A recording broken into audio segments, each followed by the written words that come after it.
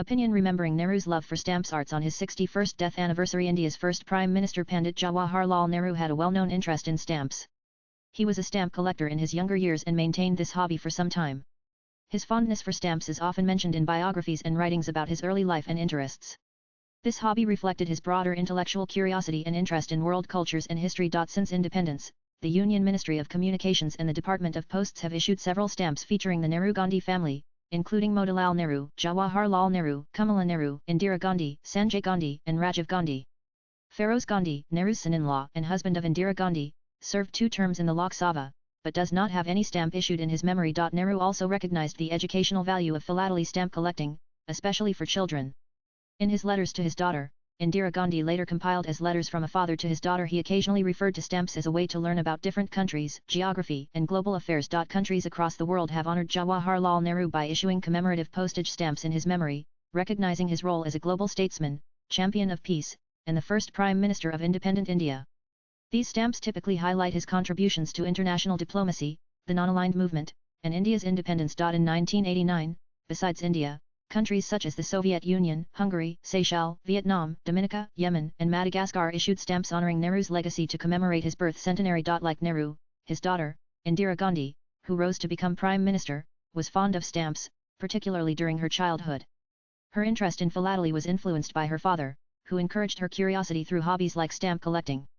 In his famous collection of letters, Letters from a Father to his Daughter, Nehru often used stamps and other tangible items as educational tools to help Indira learn about geography, history, and the wider world. Indira Gandhi, after observing the colorful and artistically appealing stamps issued abroad, advised that India should also issue more beautiful and meaningful stamps that reflect the country's rich heritage, culture, and achievements. As the Prime Minister, she took an active interest in the work of the Indian Postal Department and was instrumental in encouraging the development of aesthetically and thematically significant stamps.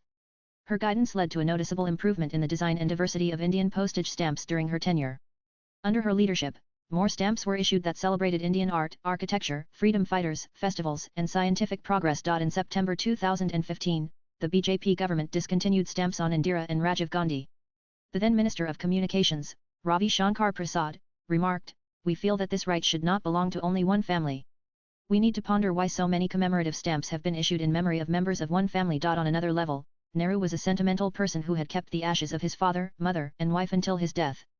According to H.Y. Sharda Prasad, who had served as Indira Gandhi's media advisor, 3 small containers, aluminium and earthen pots, were kept in a locked compartment of an almirah at Anand Bhawan.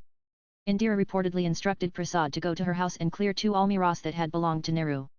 When Prasad presented an oral report to Indira, she instructed the caretakers at Anand Bhawan to immerse the ashes of Motilal Nehru, Swaruprani Nehru, and Kamala Nehru at the Sangam. In his book, The Book I Would Not Write and Other Essays Chronicle Books, Prasad recalled Indira telling him, "It is not done to retain ashes this way."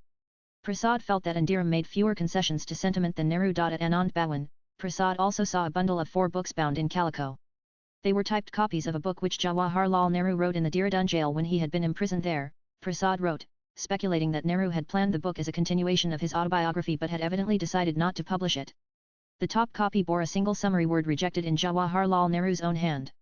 Prasad could not help but observe here was an acclaimed author who was so fastidious about his writing and so exacting in his self-appraisal that he had evidently come to the conclusion that the book was not good enough for publication. Prasad, himself an author of repute, could not help wondering, as I gazed at the title page, I wondered if there were many authors, even with a fraction of Jawaharlal's grace of mind and style, who would exercise such a self-denying ordinance against publishing what they had spent days and months writing.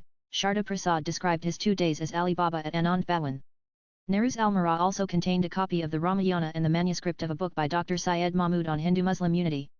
A calf leather-bound book contained only a few pages in Motilal Nehru's handwriting. The title page read, Visit to Europe 1905. Nehru's almirah also held telegrams and condolence messages received at the time of Kamala Nehru's death in 1936. He had preserved letters and congratulatory notes sent when Indira Nehru married Feroz Gandhi in March 1942. At the wedding, Nehru gave every guest a small pamphlet on marriage customs. Sharda Prasad found its manuscript, in Nehru's handwriting, in the cupboard. Also found in Nehru's almirah was the draft of the National Planning Committee, which later became the Planning Commission and is currently known as NITI Aayog. Nehru had also saved his Inner Temple certificate, his call to the bar document, and his enrollment certificates as an advocate of the Allahabad High Court. He had preserved the proceedings of the Aina trial when Nehru donned the lawyer's robes for the last time to defend Prem Kumar Sehgal, Shah Nawaz Khan, and Gurbaksh Sher Singh Dhillon. In the post-independence era from 1947 to 1964, Nehru was in close touch with a generation of politically inclined filmmakers and actors such as Sarab Modi, Prithviraj and Raj Kapoor, Mehboob Khan, Dilip Kumar, Nargis Dutt, and others who championed progressive social norms. Lata Mangeshkar also witnessed Nehru's deep interest in cinema. During the Sino-Indian War, Lata was called to Delhi for a fundraising function for the Indian Army. Her song I Mere Watan Ke Lagan moved Nehru to tears. She later recalled her meeting with him after I finished my 2 songs. I went backstage to relax with a cup of coffee, unaware of the enduring impact the song had created. Suddenly, I heard Mehboob Khan Saab calling for me. He caught hold of my hand and said, "Chalo, Panditji Jawaharlal Nehru ne bulaya hai come, Panditji has sent for you." I wondered why he wanted to see me. When I went out, everyone including Panditji, his daughter Indirajai, and Radha Krishnanji stood up courteously to greet me. Mehboob Khan Saab said, "Ye rahi hamari Lata. Aapko kaisa laga uska gana, this is our Lata. How did you like her singing?" Panditji said, "Bahut aksha. Mary Ankhan main paani aa gaya, very nice." There were tears in my eyes. Swipe left for next video. Krishna Kant Sharma is a New Delhi-based technology professional with experience in IT, telecom digital transformation domains. He has worked with the government as well as the private sector. His interests include politics, military, technology, geostrategy and gender rights. Rashid Kidwai is a visiting fellow at the Observer Research Foundation. A well-known political analyst, he has written several books including 24, Akbar Road and Sonia A Biography. Views expressed in the above piece are personal and solely those of the author. They do not necessarily reflect NEWS18's views. Latest blogs.